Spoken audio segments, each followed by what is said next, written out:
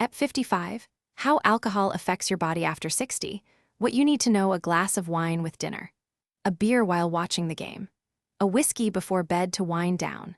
For many older adults, moderate alcohol consumption is a long-established part of social life and daily routine. But the way alcohol affects the body changes significantly with age, and many older adults are consuming amounts that at 40 were genuinely moderate, but at 65 or 70 carry significantly higher risks. Not because they have developed a problem, but because the aging body processes alcohol differently, becomes more sensitive to its effects, and carries a higher burden of conditions and medications that interact with alcohol. Today, we're covering the physiology of alcohol and aging and what the evidence actually says about safe consumption after 60. Reduced body water.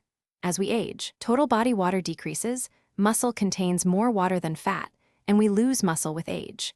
Because alcohol distributes through body water, the same amount of alcohol produces a higher blood alcohol concentration in an older body than in a younger one. A 65-year-old and a 35-year-old of the same weight will reach different peak blood alcohol levels from the same drink. Reduced liver enzyme activity. The liver enzymes responsible for metabolizing alcohol, alcohol dehydrogenase and aldehyde dehydrogenase, decline in activity with age, slowing the clearance of alcohol from the body. Increased sensitivity. The aging brain becomes more sensitive to alcohol's sedative effects. Balance and coordination are more impaired at lower blood alcohol levels in older adults, significantly increasing fall risk. Medication interactions. Over-the-counter and prescription drugs taken by the majority of older adults interact with alcohol, many dangerously. NSAID with alcohol increase gastrointestinal bleeding risk. Blood thinners like warfarin have unpredictable interactions. Benzodiazepines and sleep aids combined with alcohol cause dangerous respiratory depression. Metformin and alcohol increase lactic acidosis risk. Statins and alcohol increase liver stress.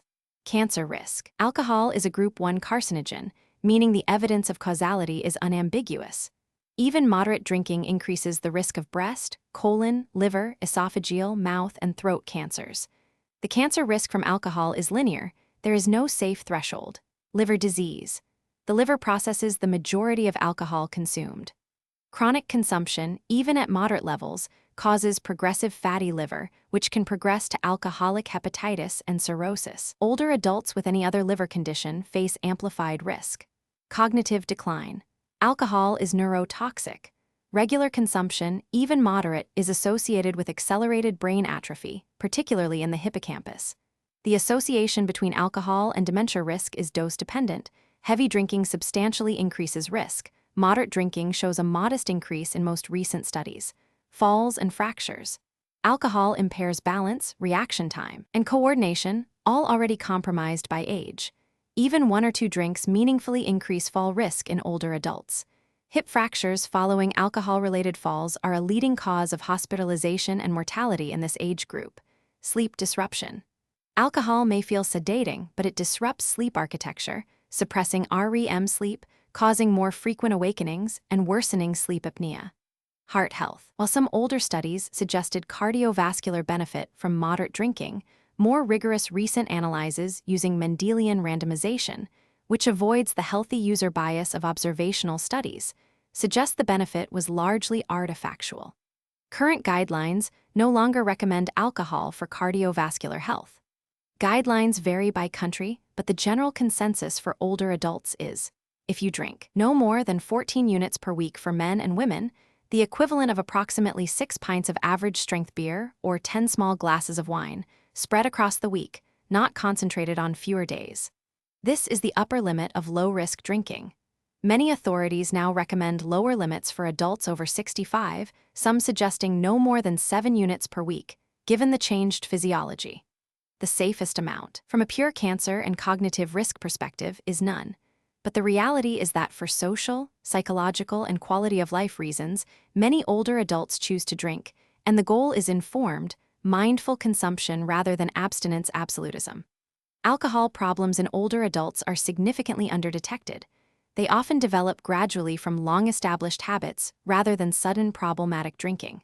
Signs include drinking more than intended, using alcohol to manage anxiety, loneliness, or pain, alcohol interfering with sleep or daily function, hiding consumption from family or doctors, needing more alcohol to achieve the same effect, or experiencing withdrawal symptoms when not drinking.